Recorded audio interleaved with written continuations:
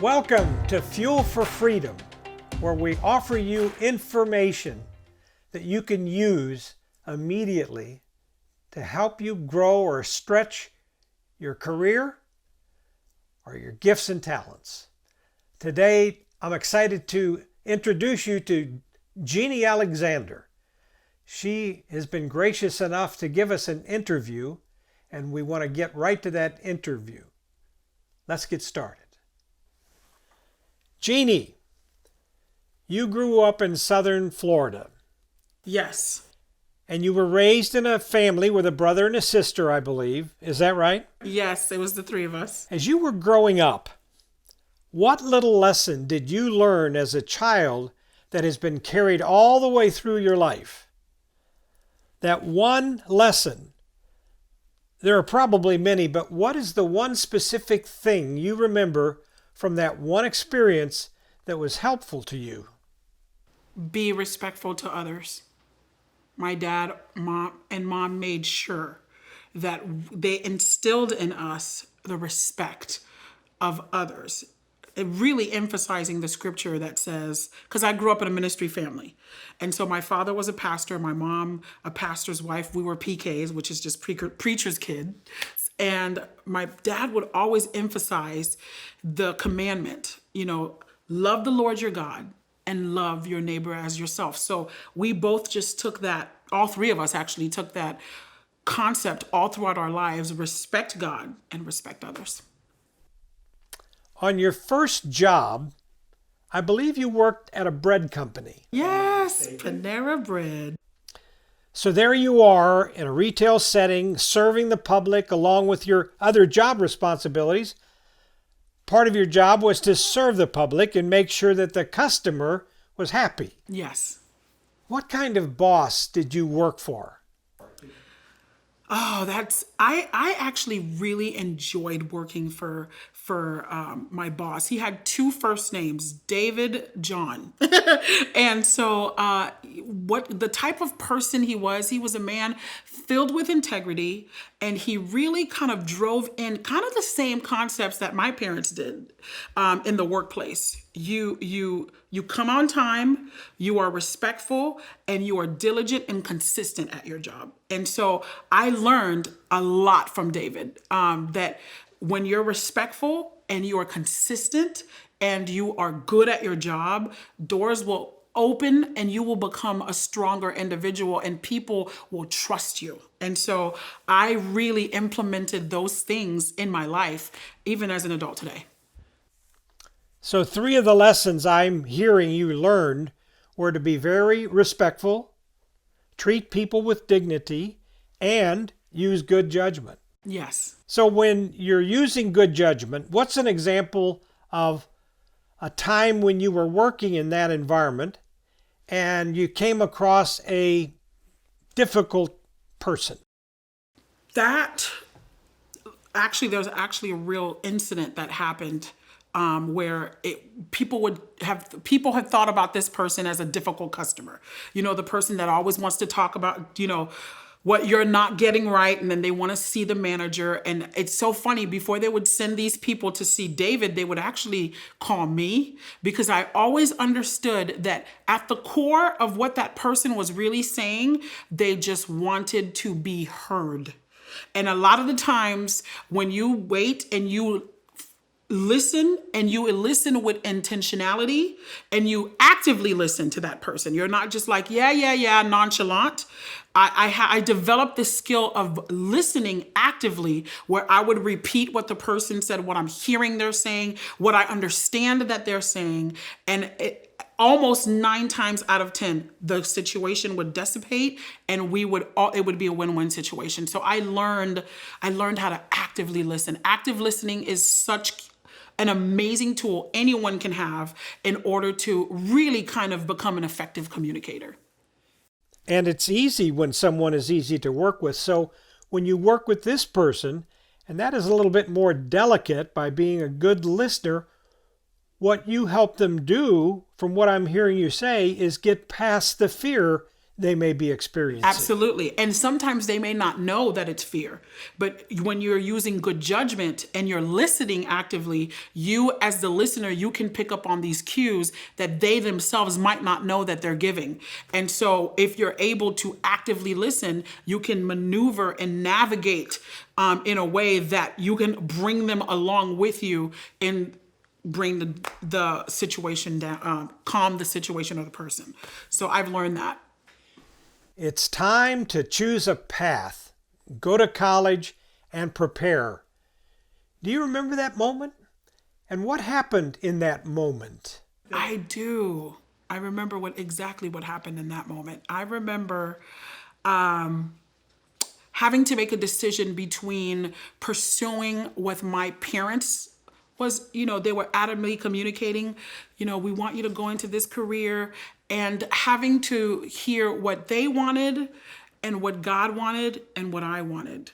And that moment in my life, I had to make a big decision. Are you going to listen to what your parents want? Are you going to follow your heart?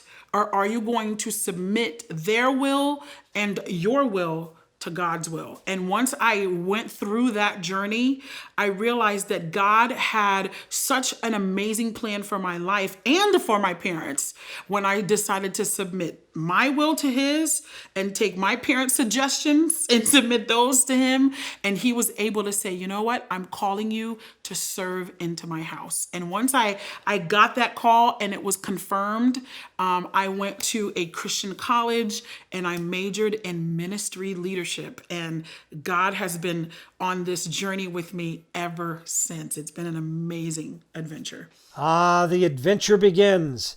And of course, you finish and receive a degree. There must have been a particular subject that you were really interested in, and you just took a deep dive into it. What was that subject? There was. That is a great question. I don't know, for those people who are out there who might be in the same ministry or path that I took, I loved a particular class, and it was titled Systematic Theology. This is where you would learn, it was literally the study of God.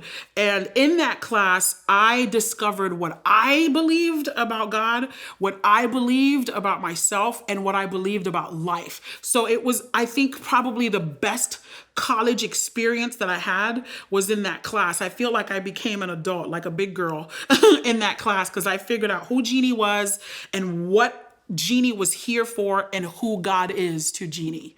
And so I would, even if you're not in ministry, I'd take that class. It's a great way to figure out what you believe about God and yourself. Currently, right now, my title is Director of Discipleship at Harborside Christian Church, which it's perfect. I think I'm equipped. I think God's been training me my entire life to do something that in a church that way, like discipling people. I love that. I think it's great.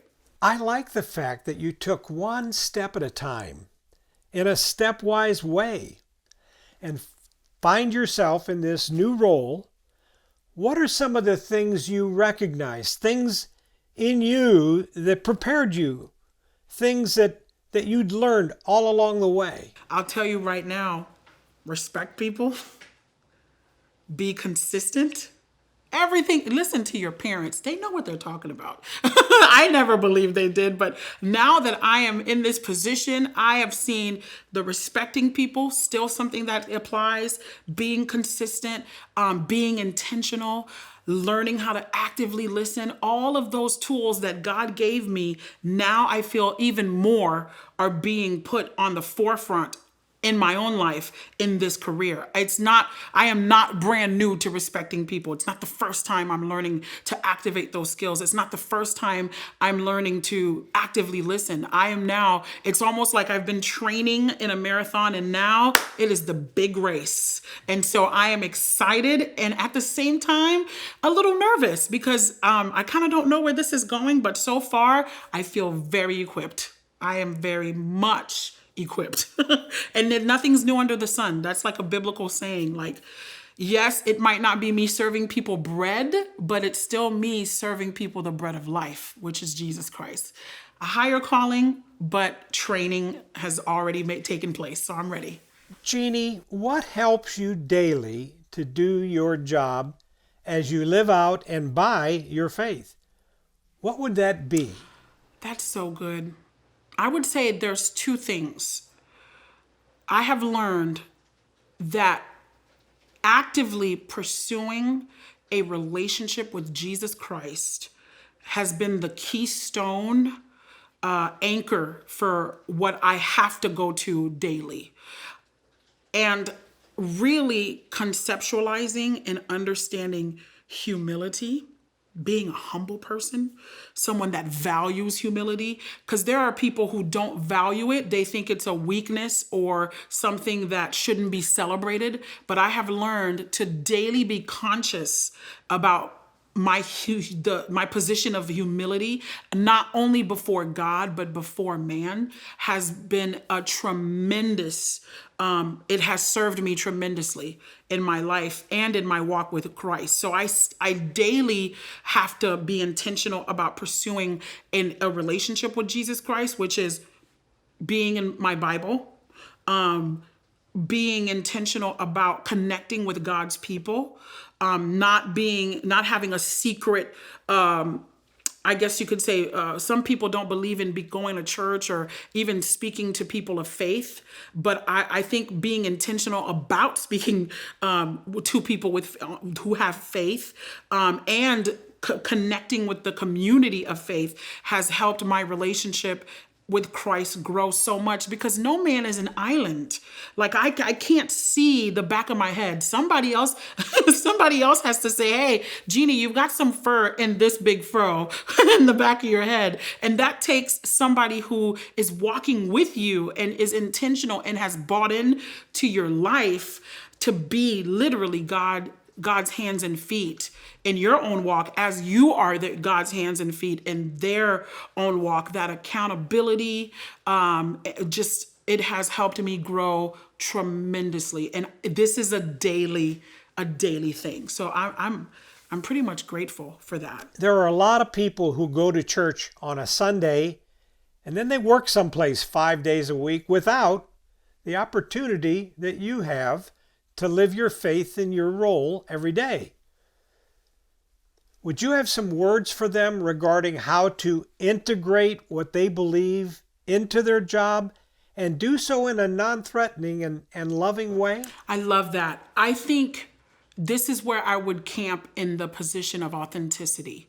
Sometimes when we work into or have to, it feels like you're living a double life where you've got this Christian part of yourself and then you've got the real world where you've got to go to work and you're not around believers and you've got to kind of assimilate and blend in. I would advise against that. I would say be unapologetic about what you are and who you are in Christ. I'm not saying blatantly have like a banner over your desk, Christian sitting here, but I would say in how you interact with your coworkers and how you interact with your boss, like, i.e., be the one that's on time, be the one that's extra friendly, be the one that's, always with a encouraging word, be the person that can't be ignored because of something that is in you that cannot be explained, but is authentic. You don't go into the car and go, you shadow box and you're like, gotta be a Christian today,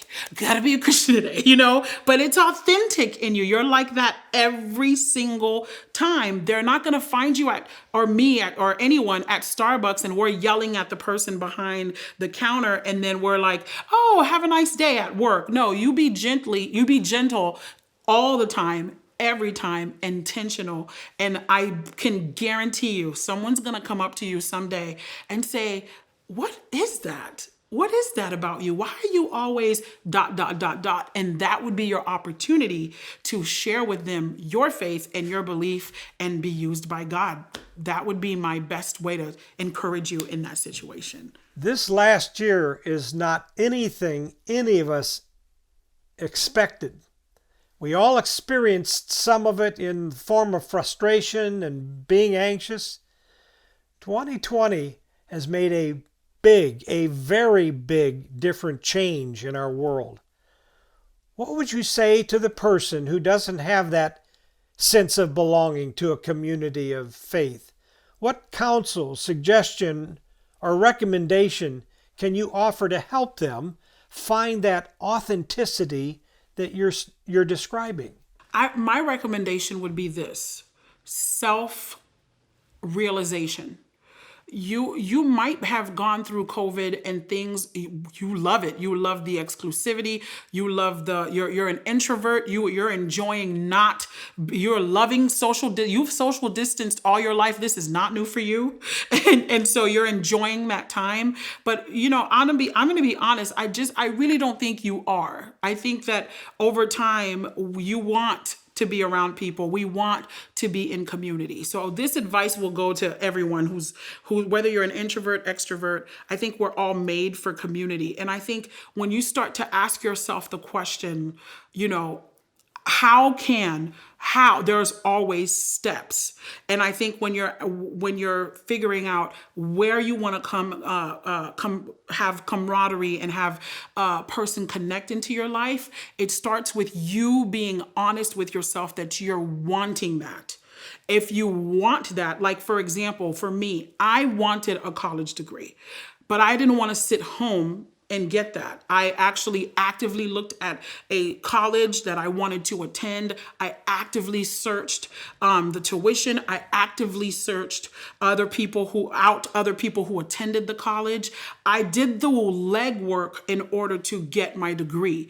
It's no different here. I know we're in COVID, but there are so many different technological ways that you can reach out and say, hey, I am hungry for community. I don't want to get lost in the crowd. I want to be friends with you. I want to go and have a Zoom chat with you or a phone call. I don't think COVID travels through the phone lines. You can call. So I think for someone who's at home hungry for community, hungry to be connected into some kind of something, it's going to take some legwork on your end because unfortunately we are not all mind readers.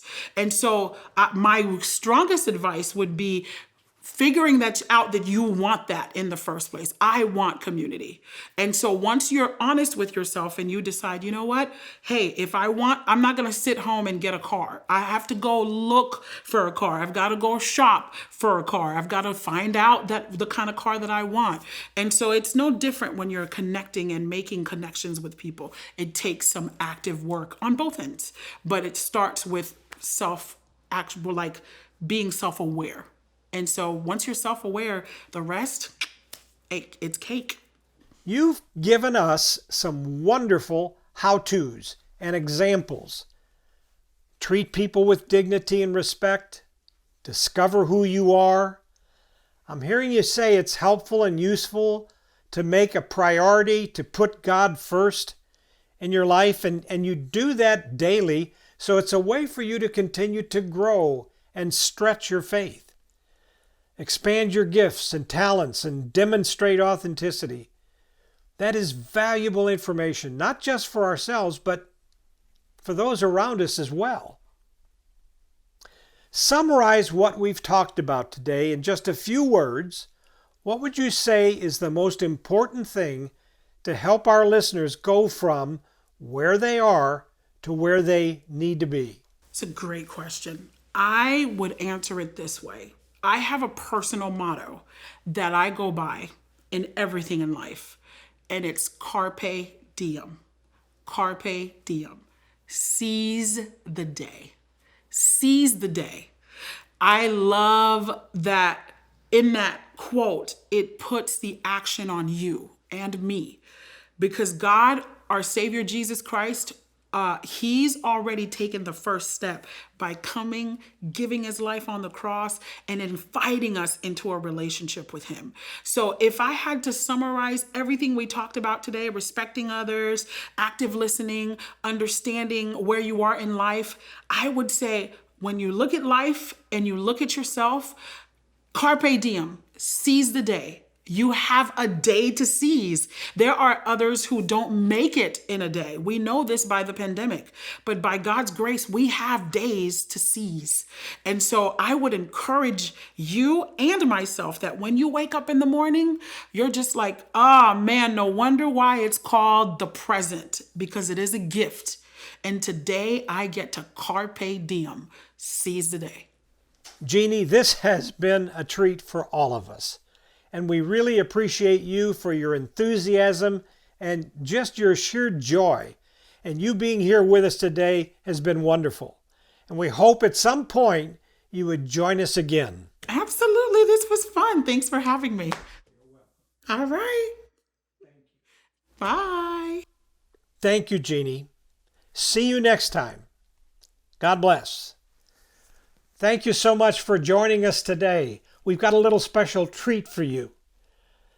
You're going to watch a little bit of video here at the end, and I think you're going to hear and listen to a beautiful surprise. Thank you.